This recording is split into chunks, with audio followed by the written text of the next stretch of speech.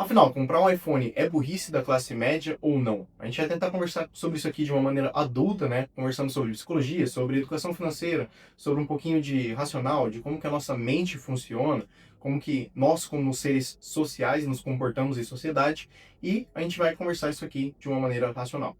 Então, para a gente entender sobre toda essa discussão, é necessário a gente ver que o iPhone é um item de um custo aquisitivo muito alto e que a gente tem que sempre comparar com a renda de quem está adquirindo aquilo. Então, tem uma diferença entre a renda e o preço que se paga. Por quê? O preço que se paga é um preço altíssimo. E se a pessoa não tem uma renda considerável para custear aquele bem, ou então se ela não depende daquele bem, como um iPhone, para sobreviver ou para criar renda, para trabalhar com marketing, para trabalhar com câmeras, com fotos, não faz sentido ela comprar um item que custa 6 mil reais. Por quê? Imagina que eu tenho vários amigos estagiários que ganham 2, 3, 4 mil reais e compram um iPhone. Não faz sentido. Por quê? Se essa pessoa não consegue nem ter 5 mil reais guardados para uma reserva de emergência, para um estudo, uma bolsa de estudos, para uma viagem, para custear algum custo de saúde, comprar uma casa, comprar um carro, que são bens muito mais essenciais, até onde eu consigo enxergar, ou para comprar a própria liberdade financeira dela, para construir uma previdência privada, porque a gente sabe que o INSS não vai cobrir os nossos gastos no futuro. Então, eu vejo que é, obviamente, uma decisão irracional, ou é uma decisão muito mais social, na verdade, e ela deixa de ser lógica do ponto de vista econômico, do ponto de vista financeiro. Porque você não consegue nem guardar esse dinheiro para sua reserva de emergência, que é uma emergência, né, que é uma coisa que você não consegue prever, ou então você não consegue guardar isso para ter a sua liberdade, por que você vai gastar isso com um item como um iPhone? E por que eu digo isso especificamente sobre o iPhone? Porque, como um item tecnológico, o custo dele vai caindo ao longo do tempo. Porque a tecnologia vai ficando mais avançada, fica mais fácil de produzir um celular, um iPhone de alta tecnologia e, consequentemente, esse iPhone que você pagou 6 mil reais, daqui a 3 anos ele vai estar valendo 2 mil reais, fora o tempo de uso, que você já desgastou ele ainda mais, e um celular de 1.500 dali a 3 anos já vai ser superior ou páreo a páreo com o seu iPhone de 6 mil reais. Então, perceba que essa decisão de você comprar um iPhone teve umas 4 decisões, umas 4 consequências negativas que a gente vai discutir aqui nesse vídeo. Primeiro, o próprio preço, né? Que é uma consequência negativa, que você gastou muito da sua renda, do seu salário, para ter aquele bem, aquele preço, né, o iPhone. Então, a primeira negativa é o preço. A segunda é o custo invisível disso, que não é apenas um iPhone, você vai ter que pagar um seguro, provavelmente, você vai ter que tomar mais cuidado com ele na rua, você vai ter um custo psicológico, você vai ter que gastar com capinha, com película, que coisas que geralmente são mais caras para o iPhone. O carregador, eu vejo que todo mundo que tem iPhone tem problemas com o carregador dele, que parece que é muito frágil, que eles quebram toda hora, que eu não sei o que acontece, que o carregador do iPhone é uma merda, simplesmente. E tem a parte do custo de oportunidade. Então a gente já tem três até agora. O que é o custo de oportunidade? O custo de oportunidade é você deixou de investir 6 mil reais, você deixou de comprar um Bitcoin, por exemplo, deixou de investir em alguma coisa interessante para ter um iPhone, que daqui a 3 anos vai estar valendo 2 mil reais. E olhe lá se alguém decidir pagar 2 mil reais em um iPhone usado por 3 anos, que eu acredito que não é uma realidade muito possível, né?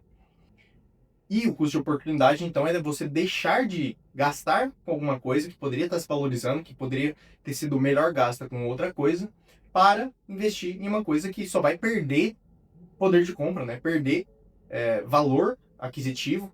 E se você entende que tempo é dinheiro, você percebe que é uma decisão que você tomou, que você já abriu mão de muito dinheiro no presente, e que isso vai estar se degradando ao longo do tempo. Porque se você compra Bitcoin, por exemplo, e segura por 4 anos, historicamente a gente tem uh, o histórico de que se você segurou Bitcoin por 4 anos, você só ganhou dinheiro no longo prazo. Não tem como você ter perdido dinheiro se você comprou Bitcoin e segurou por mais de 4 anos. Em nenhuma janela de tempo você teria perdido dinheiro. E se você é uma pessoa mais segura, você poderia ter simplesmente investido em uma renda fixa, que você já teria o seu dinheiro somente crescendo, se é uma renda fixa pós-fixada. Então, também tem a parte do status versus liberdade. Por quê? Sabemos que o INSS está tendo rombo atrás de rombo, Basta você entrar no Google e pesquisar INSS, você já vai ver o tanto de rombo que está tendo no INSS. O que é isso? O rombo tem muito poucos jovens trabalhando para pagar o INSS e tem muitas pessoas idosas ou então que incapacitadas que estão recebendo o benefício do INSS. Então tem muito mais gente recebendo do que pagando o INSS. Então isso gera uma descompensação, um rombo, uma ineficiência estatal que o Estado não vai conseguir suprir isso. Por quê? Nós estamos vivendo cada vez mais, os humanos estão vivendo cada vez mais. Estamos tendo cada vez menos filhos, ou seja, menos jovens trabalhando, menos jovens pagando INSS e mais idosos para se aposentar, que estão ficando mais velhos e vivendo por mais tempo. Então a gente vai ter cada vez menos jovens trabalhando e pagando INSS e cada vez mais jovens, mais idosos recebendo o INSS. Então o rombo ele vai aumentar cada vez mais e ainda mais agora com a inversão da nossa pirâmide etária. O que é a inversão da pirâmide etária? Em um país saudável, você tem mais jovens do que idosos. No Brasil, daqui a um tempo, daqui a 15, 20 anos, a gente vai ter muito mais idosos do que jovens na sociedade. E isso vai causar uma série de problemas catastróficos que a gente estuda em economia, enfim.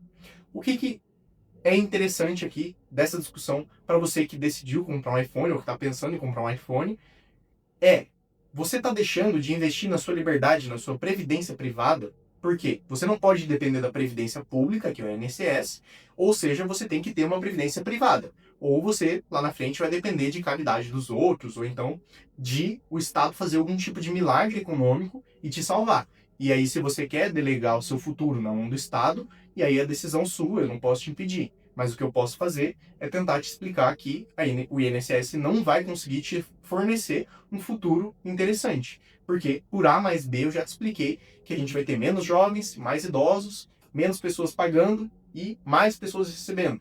O rombo do INSS só vai aumentar e você não vai ter uma previdência pública interessante. Além disso, a gente vai ter cada vez mais reformas da Previdência, que é o quê? Eles vão aumentar o teto do homem, que o homem deveria trabalhar, porque hoje o homem trabalha até 62 anos, digamos, para conseguir a Previdência dele. Daqui a um tempo vai ser 65 anos, daqui mais tempo vai ser 70 anos. Por quê? Eles têm que tentar remediar a situação, porque resolver, eles não vão conseguir resolver esse problema do INSS, da Previdência Pública.